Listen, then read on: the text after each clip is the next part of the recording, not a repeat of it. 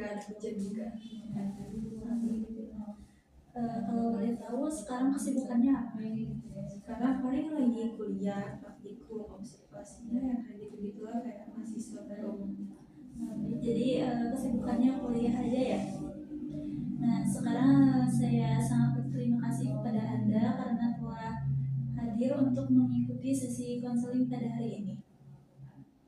Nah, sebelumnya saya izin untuk memperkenalkan diri terlebih dahulu. Perkenalkan, nama saya Deliana dari Prodi Bimbingan dan Konseling Universitas Muhammadiyah Tasikmalaya.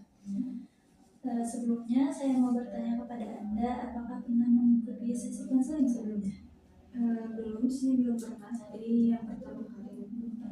Tapi udah tahu belum apa itu sesi konseling?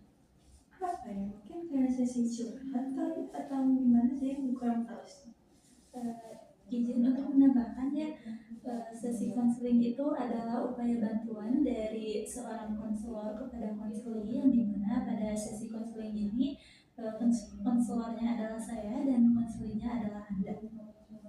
Nah, dalam sesi konseling juga terdapat beberapa asas. Yang pertama itu ada asas kerahasiaan, yang dimana semua permasalahan yang Anda ceritakan kepada saya saat ini akan terjaga kerahasiaannya. Dan sekarang saya ingin bertanya kepada Anda, siapa saja sih yang boleh tahu permasalahan ini? Nah, ini cukup kita aja sih, kalau di luar ini nggak boleh tahu. Baik, jadi saya dan Anda. Nah, yang kedua ada asas keterbukaan, yang dimana dalam sesi konseling ini Anda boleh terbuka menceritakan permasalahan yang sedang Anda hadapi tanpa ada rasa takut, karena yang tadi saya omongin bahwa kan di sini itu ada asas kerahasiaan gitu, jadi gak bakalan kesebar kemana-mana. Dan yang ketiga itu ada asas kesukarelaan, yang dimana Anda mengikuti sesi konseling ini itu dengan keinginan sendiri. Saya sangat berterima kasih kepada Anda karena telah mengikuti sesi konseling ini dengan keinginan Anda sendiri. Nah, lalu dalam sesi konseling ini juga akan ada beberapa sesi konseling, biasanya 3 sesi konseling atau 4 sesi konseling. Nah, yang masing-masing sesinya itu terdapat beberapa waktu, sekitar 30 sampai 45 menitan. Gimana, apakah bersedia? Ya, sih bersedia. Baik, terima kasih. Nah, selanjutnya saya izin untuk membawa catatan ya, buat nanti kalau misalkan ada hal-hal yang perlu saya catat akan saya catat. Dan saya juga izin buat merekam sesi konseling ini karena buat salah satu tugas mata kuliah. Apakah diperbolehkan? Baik, sebelumnya saya sudah menerima info dari Anda, yang dimana di sana itu Anda menceritakan masalah yang sedang Anda hadapi saat ini, bahwa Anda itu merasa kurang percaya diri ya? Iya, betul.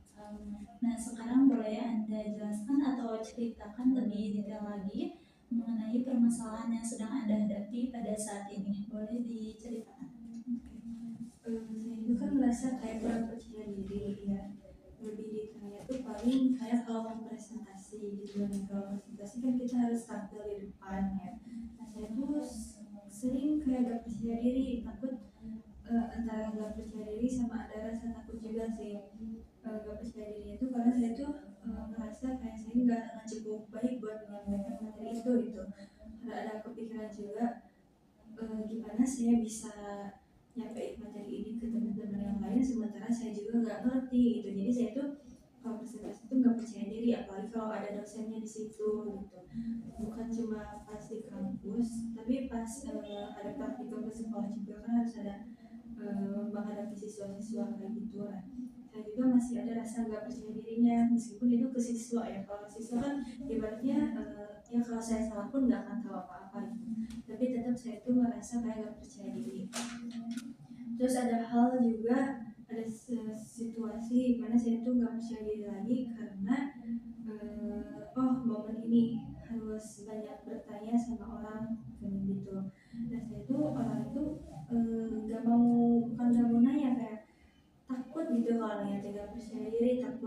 takut nggak ditanggapi gitu pertanyaan dari saya juga, terus nggak percaya dirinya tuh kalau harus berhubungan sama sosial gitu, kalau harus berhubungan sama mahasiswa di sini, terus mahasiswa, terus sama orang-orang yang lain juga, karena saya itu ada gak percaya dirinya, apalagi kalau sama orang-orang baru gitu, saya itu gak percaya diri banget.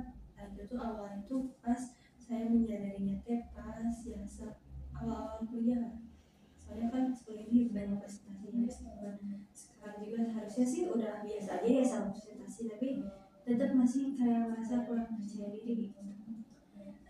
Jadi Anda itu merasa tidak percaya diri, contohnya itu kalau misalkan Anda sedang presentasi atau sedang tampil di depan orang gitu ya, misalkan ketika lagi praktek di sekolah.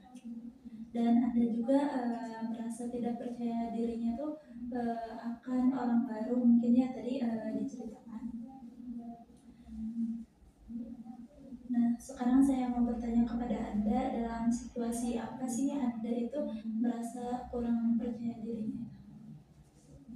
Selain presentasi sih saya juga kadang kurang percaya diri kalau lagi ngobrol sama orang gitu, kayak takut kalau ternyata omongan saya itu nggak ditanggapi dengan baik sama mereka, terus nggak percaya diri juga kalau takut mereka tuh melihat saya tuh aneh gitu. Terus ada lagi juga kalau ada di tempat baru, nah saya biasanya di situasi itu yang paling bikin saya nggak percaya diri. Baik, lalu apa sih yang Anda lakukan ketika Anda itu merasa tidak percaya diri? Biasanya sih saya menghindari situasi itu, kayak mungkin pura-pura main HP, atau justru saya tuh menghindar dari tempat itu, pergi ke tempat lain gitu, yang bikin saya merasa lebih percaya diri. Jadi Anda itu kalau misalkan lagi tidak percaya diri, Anda suka menghindari tempat itu gitu, yang dimana tempat itu tuh merasa lebih nyaman mungkin ya buat Anda. Jadi permasalahannya itu Anda terhadap semua orang atau? Iya, semua orang meskipun udah kenal juga pasti ada rasa nggak percaya diri. Baik, nah lalu dalam situasi itu apa yang ada dalam pikiran Anda? Yang ada di pikiran saya sih kayaknya saya kenapa ya saya nggak bisa kayak orang gitu, nggak bisa percaya diri kayak orang, kenapa orang-orang bisa tapi saya nggak bisa. Baik, mungkin dalam kondisi itu Anda suka berpikir kenapa sih saya nggak bisa kayak orang lain gitu. Lalu setelah Anda lagi seperti itu, apa yang ada dalam perasaan Anda? Perasaan sih kayak sedih ada, bingung juga ada, tapi lebih ke bingung soalnya kenapa gitu, kenapa saya begini tapi orang-orang enggak gitu. Saya ngerasa tuh, jadi saya ngerasa kayak ketinggalan gitu, jadi ada bingungnya ada sedihnya juga. Anda sedih tapi lebih ke bingung, dan Anda pun bertanya-tanya kepada diri sendiri, kenapa aku bisa seperti ini Ya betul. dan kenapa orang lainnya bisa gitu ya, saya nggak bisa gitu. Nah lalu dalam keadaan itu tindakan yang dilakukan Anda itu seperti apa? Biasanya kalau tindakan dari saya sih saya nggak banyak bertindak sih sebenarnya, kayak saya itu lebih banyak diem ya, paling kalau nggak diem ya menghindar. Jadi Anda itu ketika lagi tidak percaya diri, Anda itu memilih untuk diam ataupun menghindar.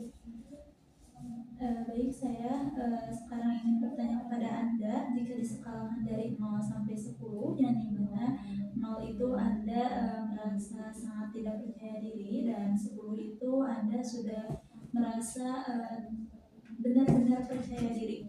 Ada di skala berapakah sekarang? Kayaknya sih ada di skala 4. Anda berada di skala 4. Apa yang Anda rasakan berada di skala 4 itu? Saya kayak kurang percaya diri, terus selain nggak percaya diri saya juga ada kayak takut gitu, dengan takut. Nah, lalu dari sesi konseling ini, apa yang Anda harapkan terjadi pada diri Anda? Mungkin saya jadi lebih percaya diri lagi, lebih berani untuk percaya diri gitu, kayak pikiran-pikiran negatif itu dibuang dulu buat sementara. Seperti apakah percaya diri itu menurut Anda? Menurut saya percaya diri itu kayak saya berani ngelakuin apapun gitu, meskipun saya belum yakin saya itu mampu gitu. Kayak presentasi itu kan saya nggak percaya diri ya, karena saya ngerasa saya itu nggak mampu. Nah jadi mungkin saya jadi mampu dan lebih percaya diri. Jadi percaya diri itu menurut saya itu kayak mampu gitu. Selain itu apakah ada lagi? Mungkin itu aja sih kayaknya. Baik, jadi Anda itu ingin mampu misalkan buat presentasi gitu, buat tampil di depan orang gitu, dengan percaya diri. Iya.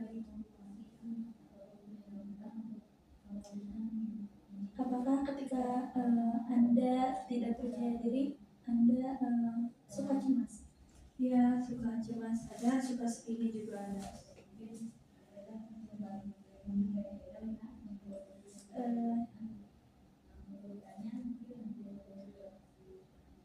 Jadi tujuan Anda itu ingin lebih percaya diri lagi, maksudnya, dan ingin mampu untuk tampil di depan banyak orang ya, dengan rasa percaya diri.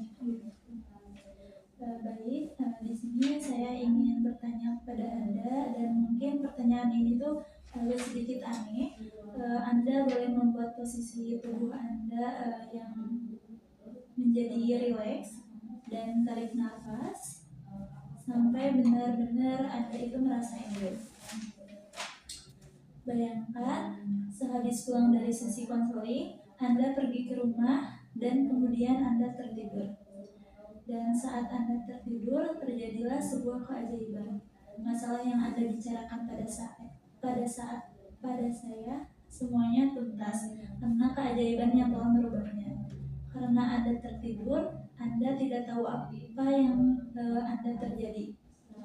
Dan saat bangun pada pagi hari, apa yang Anda rasakan berbeda pada pagi hari itu?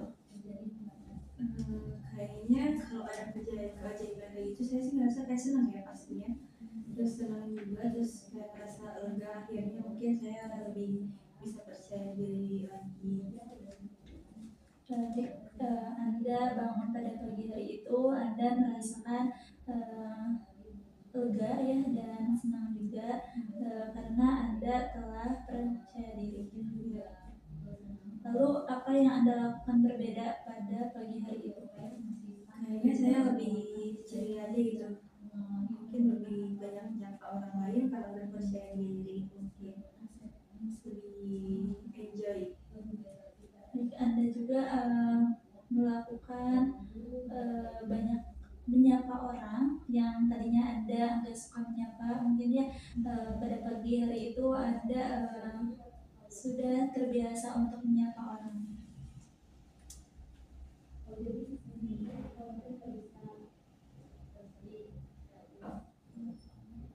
Kan tadi Anda itu menyebutkan Anda senang pada pagi hari itu ya. Senang seperti apa sih yang membuat pagi Anda itu berbeda? Senang seperti kayak ngerasa lega aja gitu, akhirnya masalah saya itu hilang dan jadi ngerasa mungkin hidup saya lebih normal aja. Adakah orang lain yang mengetahui bahwa pada pagi hari itu Anda ada sesuatu yang berbeda pada diri Anda? Kalau situasinya bangun tidur kan mungkin paling di rumah ya, paling yang mengetahui pertama kali ya mungkin mama sih. Apa yang mama Anda lihat berbeda pada diri Anda pada pagi hari itu? Kayaknya yang mama lihat tuh mungkin saya lebih cerita aja, lebih auranya mungkin lebih terpancar, lebih cerita.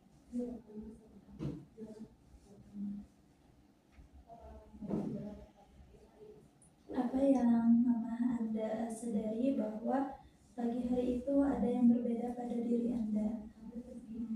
Mungkin sikap saya yang disadari sama mama, kalau yang berbeda sikap mungkin katanya saya kalau pagi hari itu udah nggak terlalu bagus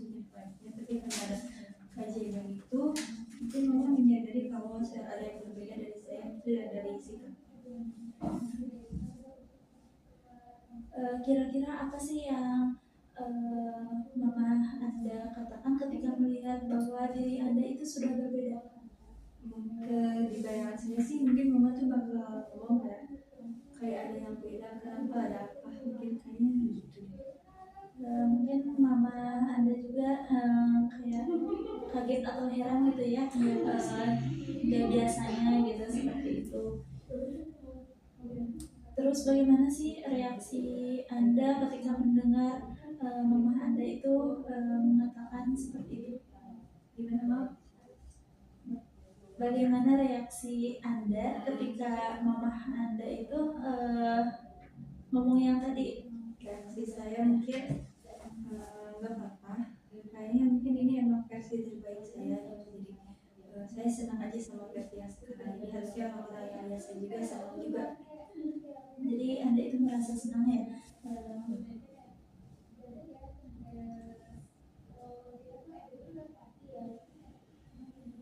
Lalu ada lagi gak yang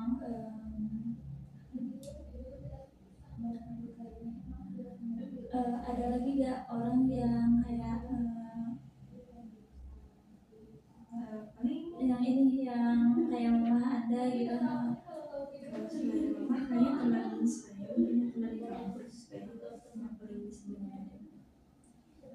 Apa yang teman Anda lihat berbeda dari diri Anda? Kayaknya bakal sama aja sih kayak mama, mungkin melihat saya tuh berbeda karena lebih ceria aja, kayak lebih terbuka, lebih ya karena percaya diri jadi lebih ceria mungkin. Sekarang katakan saja semua yang tadi Anda jelaskan sudah Anda capai, dan apa yang Anda rasakan setelah itu? Katakan ke ibu itu, saya sih kayaknya senang ya tadinya udah kayak gitu, supaya saya rasain, saya ngerasa lega, terus yang perubahan dari saya itu jadi saya ngerasa lebih percaya diri, terus lebih terbuka. Karena percaya diri saya jadi lebih berani, terus lebih banyak menyapa orang, terus jadi mungkin orang-orang di sekitar saya itu jadi lebih senang juga itu melihat perbedaan dari saya. Terus mama saya juga menyadari perbedaan itu, teman saya juga menyadari perbedaan itu. Terus rasanya paling ya saya senang banget aja. Baik, dan saat perasaan senang dan lega itu muncul, ada di bagian tubuh manakah yang paling kuat Anda rasakan? Kayaknya paling di hati, di dada kayak Oh, di dadanya. Baik, sekarang saya ingin Anda tutup matanya dan fokus pada sensasi senang dan lega itu yang Anda rasakan. Lalu tolong pegang yang tadi Anda rasakan.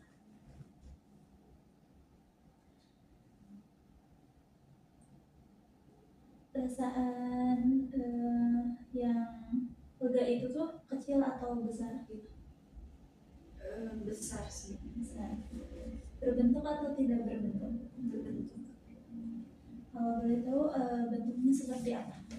Kalau di bayangan saya sih bentuknya tuh kayak diamond gitu loh, kayak diamond terus ada sinar-sinar emasnya gitu.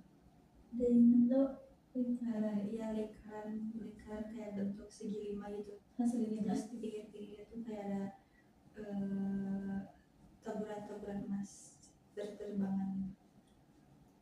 Baik, berarti warnanya tuh emas ya.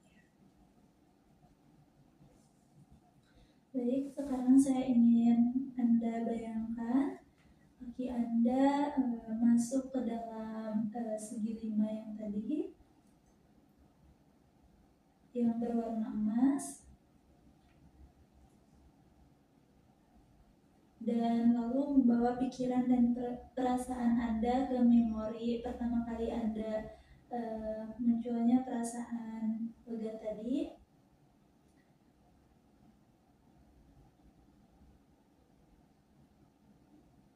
Mungkin Anda itu pernah merasakan percaya diri atau senang gitu di masa lalu, mungkin itu tuh di SMA atau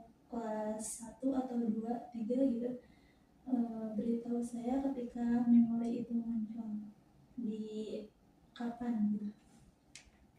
Ada sih pas kelas 11. Kelas 11 berarti SMA ya? Ya. Persisnya kelas pada usia berapa? 16 apa 17 lah, sekitar 16 17. 16 apa 17 ya? Terus apa sih yang terjadi di sana? Seperti apa? Yang keadaannya percaya diri itu. Pas kelas 11 itu kan saya dikelilingi sama teman-teman yang supportive sama saya gitu. Jadi saya juga mau ngelakuin apapun berani karena ada mereka. Terus saya juga percaya diri karena ada mereka gitu. Saya ngerasa mereka tuh bakal selalu ada di samping saya, terus bakal selalu melindungi saya gitu. Jadi saya tuh merasa percaya diri. Baik, jadi Anda itu bisa percaya diri karena Anda memiliki teman-teman yang bisa merangkul Anda.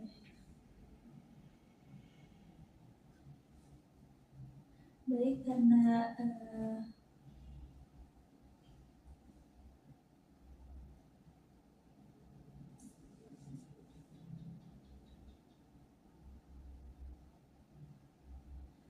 apa sih yang membuat diri Anda itu bisa percaya diri? Mungkin salah satunya itu karena saya memiliki banyak teman ya pas saya itu, terus mereka juga baik-baik supportive sama saya itu. Mungkin itu salah satunya. Apakah Anda yakin bahwa sekarang itu Anda bisa seperti yang di masa lalu tadi? Yakin kalau misalnya saya itu punya tekad yang cukup kuat. Baik, karena Anda yakin bahwa Anda itu bisa melakukan yang dulu, saya penasaran apa yang ada dalam pikiran Anda saat itu, saat Anda percaya diri itu. Yang ada di pikiran saya itu saya merasa kayak pikiran paling saya ngerasa ada sesuatu yang bisa saya percaya aja sih. Pikirannya paling saya percaya sama mereka, jadi mereka tuh bakal selalu ada di samping saya, bakal selalu backup saya, mendukung saya. Baik, jadi Anda itu berpikir pas dulu itu Iya, sama teman-teman pasti selalu nge-backup saya. selalu ada buat Anda mungkin ya. Sekarang saya ingin Anda turun kembali ke pengalaman lain ketika rasa lega atau senang yang tadi Anda sebutkan itu tuh muncul gitu. Mungkin misalnya di SD gitu atau pokoknya di bawah dari SMA yang tadi. Beritahu saya ketika pengalaman positif itu muncul. Oh iya, ada pas SD kelas 5 kayaknya. SD kelas 5. Itu tuh umur berapa? 11 tahun. Apa yang terjadi pada saat itu? Waktu itu saya ikut ke lomba telling story. Ikutan lomba. Ya, lomba kayak bercerita tapi pakai bahasa Inggris gitu. Ikutan lomba, terus banyak latihan juga kan. Nah saya tuh di situ merasa kayak saya tuh gak banyak takut gitu. Kayak saya tampil di depan banyak orang, kan ya namanya lomba pasti tampil di depan banyak orang. Nah saya tuh gak merasa takut atau gak percaya diri gitu. Saya tuh merasa ya udah biasa aja gitu, kalau nyampein cerita ya sampai-sampein itu, gak ada perasaan deg-degan kayak gimana. Paling deg-degan ya kesal aja gitu, tapi pas tampilnya mah gak ada deg-degan sama sekali. Luar biasa ya, ternyata Anda itu mempunyai pengalaman keberhasilan ya di masa lalu.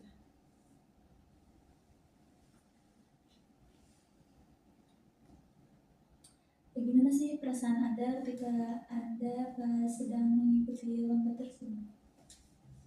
Saya sih jujur kayak agak lupa, tapi kayaknya waktu itu saya biasa aja gitu, gak takut, gak senang, kayak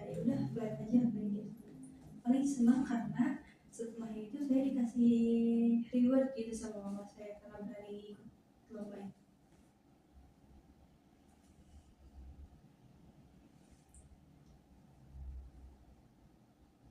Jadi Anda itu pas dulu nggak merasa takut ya, nggak merasa cemas atau deg-degan seperti sekarang, dan Anda pun sempat dikasih reward oleh mama Anda.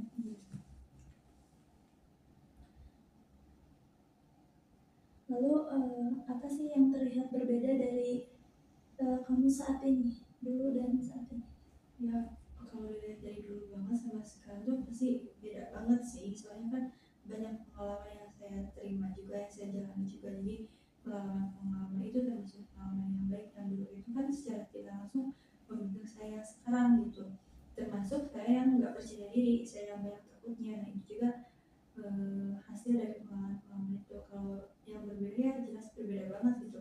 Dulu saya nggak banyak takutnya, terus percaya diri ya percaya diri aja gitu, nggak banyak pikiran. Kalau sekarang tuh kayak mau ngelakuin hal sekecil apapun harus kayak dipikirin dulu gitu. Sebelum ngelakuin itu saya harus mikir panjang dulu gitu, ini tuh bakal bawa saya kemana nantinya gitu, tindakan ini terus keputusan ini. Terus kalau mau menghadapi banyak orang tuh saya sekarang takut gitu. Kalau dulu mah biasa aja. Tadi kan Anda itu menyebutkan bahwa pas dulu itu Anda tidak takut ya, Anda percaya diri. Nah, yang bisa membuat Anda percaya diri itu karena apa gitu? Dulu Iya. dulu kayaknya waktu dulu tuh karena lagi-lagi karena saya dari orang yang suportif dulu, karena ada mama saya suportif, si guru-guru yang ngajarin saya juga kan suportif, terus kepala sekolah di SD itu kan juga saudara saya.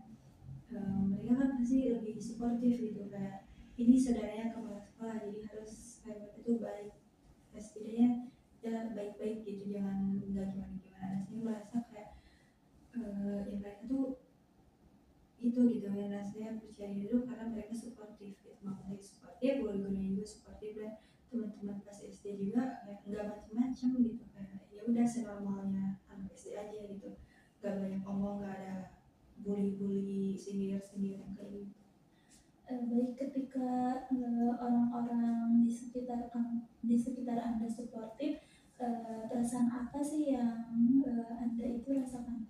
Senang karena saya merasa kalau mereka tuh tulus ya saya gitu, jadi mereka tuh bakal selalu nemenin saya. Kalau saya ngapain juga pasti mereka bakal support aja gitu, mau saya waktu itu menang ataupun kalah mereka bakal tetap support. Lalu ada lagi kan pengalaman lain yang membuat Anda itu merasa apa ya, merasa percaya diri gitu, atau merasa Anda tenang? Apa lagi sih, kayaknya kalau saya mentok di ingatan itu sih, kalau di bawah itu aja saya enggak. Baik, jika seandainya nih ada skala dari 0 sampai 10, yang dimana 0 adalah Anda merasa terpuruk, dan 10 adalah kondisi yang terbaik di mana Anda sangat percaya diri. Ada di skala berapakah posisi Anda Waktu itu ya? kayaknya waktu itu ada di 9 nih, saya cukup tinggi. Saya merasa percaya diri aja gitu. Pas dulu itu ada di skala 9. Ketika seandainya Anda itu mampu terbebas dari masalah yang Anda bicarakan dan Anda itu sudah percaya diri, ada di skala berapakah itu? Kalau sekarang Seandainya Anda itu mampu terbebas dari masalah yang sedang Anda hadapi, pengen ada di skala berapa? mungkin bertahap ya, kayaknya 8 dulu deh. Terus kalau goals ini ya tentunya di 10. Ingin ada di skala 10 tapi bertahap dulu, gak apa-apa di skala 8 juga gitu.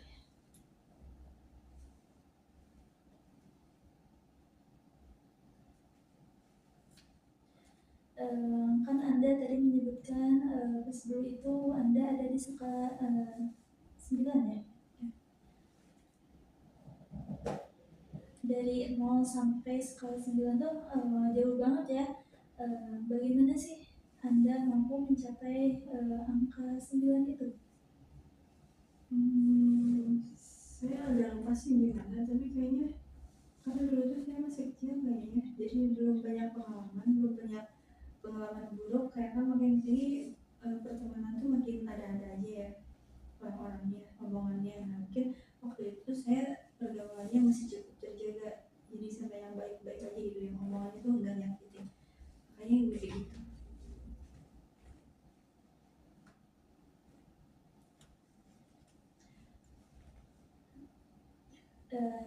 Baik, sekarang kira-kira apa yang perlu terjadi pada diri Anda supaya Anda itu bisa naik ke skala berikutnya, kayak minimal kayak 1 poin lagi. Mungkin kalau dari cerita-cerita saya tadi, jadi saya tuh menyadari kalau mungkin saya nggak percaya diri karena saya nggak nyaman sama lingkungannya, nggak mereka tuh nggak supportif sama saya. Jadi mungkin ya Iman, sekarang saya tuh harus menempatkan diri saya di tempat yang aman, mungkin dikelilingi sama orang yang supportif juga ya. Baik, jadi Anda rasa tuh Anda harus lebih dekat lagi dengan orang-orang yang supportif ya. Yang dimaksud orang-orang yang supportif itu seperti apa sih? Setidaknya orang-orang itu yang nggak pernah ngejudge saya gitu, tatapan mereka tuh nggak bikin saya ngerasa terintimidasi, terus omongan mereka juga nggak bikin saya ngerasa down. Terus supportif tuh kayak yang mereka tuh ngedukung, kayak mensupport apapun yang saya lakuin, selama itu mungkin baik. Kecuali kalau yang nggak baik ya jangan disupport. Baik, jadi Anda mau lebih mendekatkan diri dengan orang-orang yang baik lah, intinya kayak gitu ya.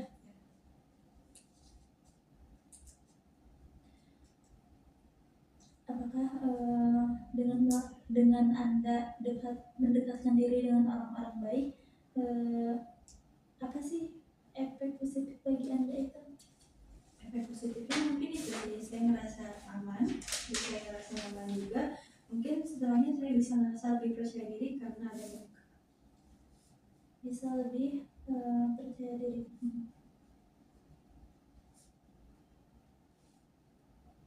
Terus kira-kira apalagi yang perlu terjadi pada diri Anda agar mampu naik 1 poin ke atas? Apalagi? Kalau masalah presentasi itu kan saya karena takut menyampaikan materi ya. Mungkin yang bisa saya lakuin paling mau itu apa sih, memahami materinya sebelum, mungkin seminggu sebelum presentasi harus bisa menguasai materinya. Apa yang dimaksud dengan kayak menguasai materinya dulu, kayak gimana maksudnya? Memahami kayak apa yang saya sampaikan dulu, sampai itu harus saya pahami dulu gitu. Jadi biar saya tuh nyampein ke mereka tuh karena saya paham gitu, jangan sampai saya nyampein ke mereka tapi saya sendiri pun nggak paham.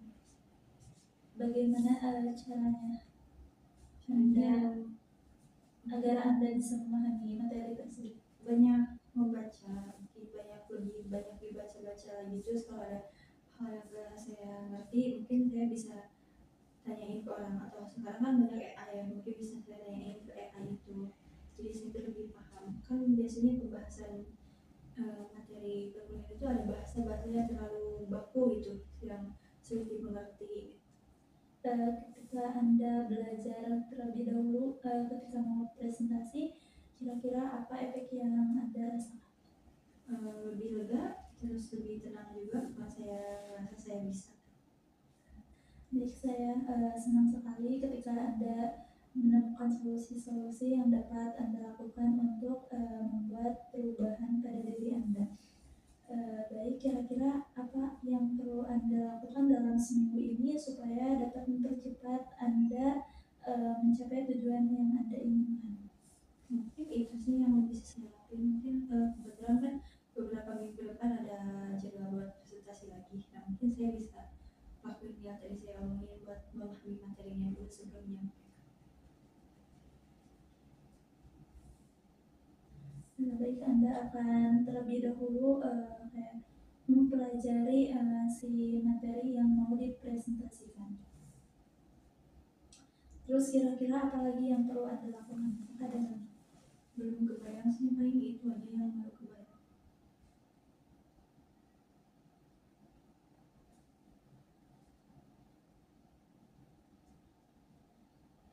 Anda tahu gak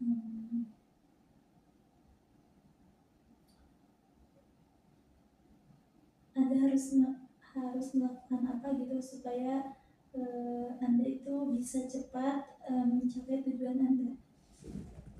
Mungkin yang pertama yang tadi ya, memahami materi. Yang kedua, saya harus lebih mungkin bodo amat sama pikiran orang, terus sama tatapan orang. Mungkin saya bisa mulai buat natap orang atau mikirin tatapan orang buat saya presentasi. Terus bisa minimalisir juga ketakutan saya, kayak saya kan takut gak bisa jawab, itu bisa diminimalisir. Bagaimana caranya jika bagaimana jika Anda sudah bodo amat gitu? Mungkin saya lebih enjoy aja menjalani.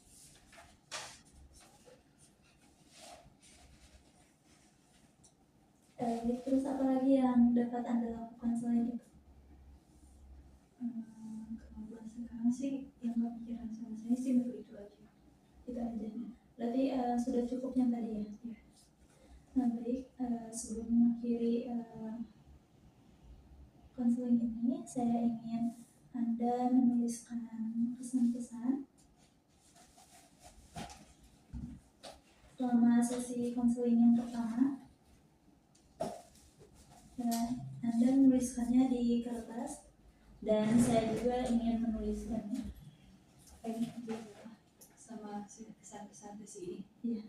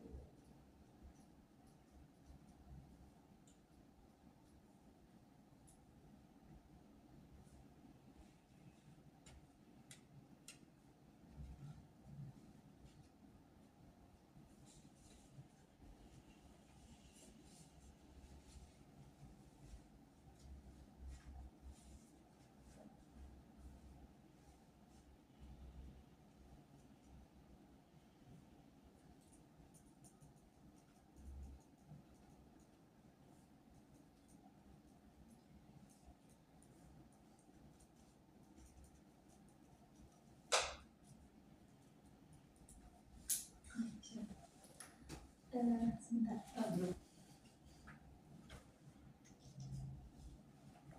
Nah, sebelumnya saya ingin tahu ya, Anda itu sekarang ada di sekolah, sesudah mengikuti sesi konseling yang pertama ini, Anda ada di sekolah berapa? Kalau tadi 4. Iya. Kalau sekarang kayaknya udah naik ke 1 sih. Jadi Anda naik ke 1, maksudnya naik 1 jadi 5 gitu. Jadi Anda ada di sekolah 5 ya. Sekarang boleh Anda bacakan hasil dari Anda menulis pesan-pesan tadi. Silakan. Dari sesi konseling ini sih saya jadi tahu ya apa yang harus saya lakukan untuk langkah pertama itu. Kalau tadi kan ada kayak aktivitas flashback ke masa-masa yang saya tuh masih percaya diri. Saya tuh jadi menyadari kalau saya percaya diri itu karena ada orang-orang yang bikin saya percaya diri itu. Jadi saya tuh nggak berdiri sendiri, tapi ada orang-orang di sekitar saya yang supportif. Terus saya juga sangat menyukai sesi konseling ini.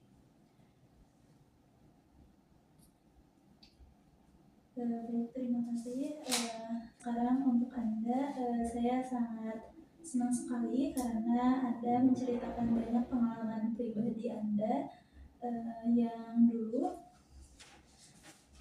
Anda menceritakan bahwa Anda itu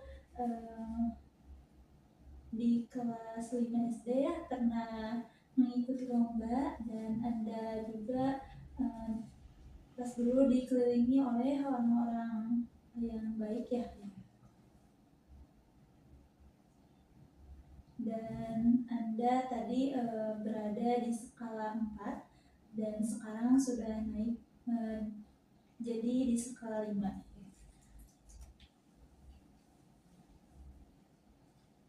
Baik, mungkin segitu.